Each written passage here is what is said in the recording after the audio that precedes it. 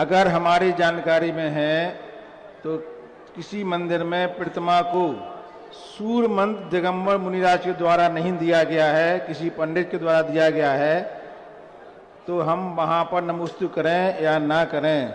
पुनः मुनि से सूर्य मंत्र दिलवा दीजिए, अन्यथा वो स्टेचू है, क्योंकि बिना मुनि के सूर्य मंत्र की मूर्ति प्रतिष्ठित नहीं मानी जाती।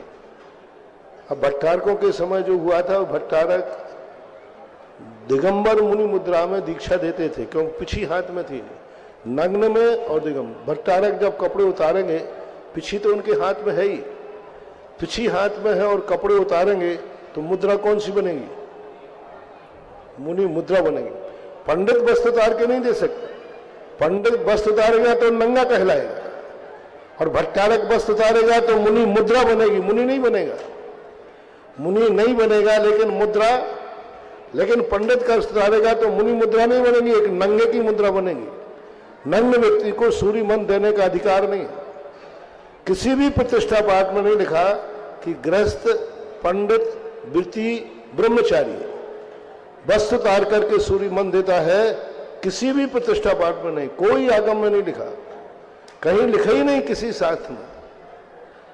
इसलिए इस प्रकार के जो आज अर्थ निकाले जा रहे हैं आगम बाह्य है। पूज्यवर जिनसेन स्वामी ने प्रतिष्ठा पाठ में स्पष्ट लिखा, प्रतिष्ठा के लिए प्रथम आचार्य यानी साधु की जरूरत है, गृहस्थाचार्य नहीं। गृहस्थाचार्यों का वर्णन जैनागम में ज्यादा प्राचीन नहीं है। गृहस्थाचार्यों का वर्णन बाद में श्रावकाचार्यों में कहीं कहीं पंडितों के द्वारा किया गया है, बहुत ज्यादा पुराना शब्द नहीं है गृहस्थाचार्य। हमारे यहाँ आचार्य, सूर्य, मुनि, साधु, उपाध्याय, इनका उल्लेख मिलता है। तो इस प्रकार की मूर्तियों को आप पुनः प्रतिष्ठा कराएं, या फिर ऐसे मंदिरों में जाना जा करके ऐसे मंदिरों में जाना शुरू करें जहां मुनियों के द्वारा, मुनि मुद्रा के द्वारा सूर्य मंत्र दिया गया हो। दो प्रतिमाधारी को महाराज जी सामायिक के अलावा प्रतिक्रमण, ये भी ध्यान रखना, जिन मूर्तियों में मुनियों के द्वारा सूर्य मंत्र नहीं दिया गया, उन मूर्तियों के सामने प्रतिष्ठा करने, पूजा करने वाला, अभिषेक करने वाला, नमोस्तु करने वाला, कभी भी उसके संयम लेने का भाव नहीं आता, और वो संयम ले भी नहीं पाएगा जो ऐसी मूर्तियों को वंदना आदि करता है, और उसका समाधि मनन नहीं हो सकता।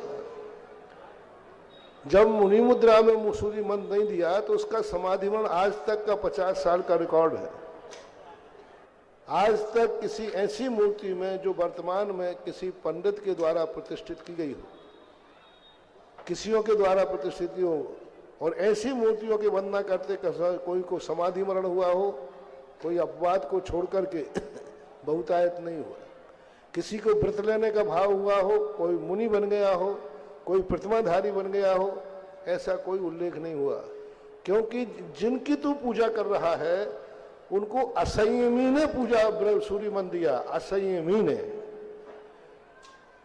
ने जो पूरा सूर्य मंत्र दिया है, ऐसी मूर्ति कभी संयम का भाव करा ही नहीं सकती, और ना ही पुण्यबंध का कारण है।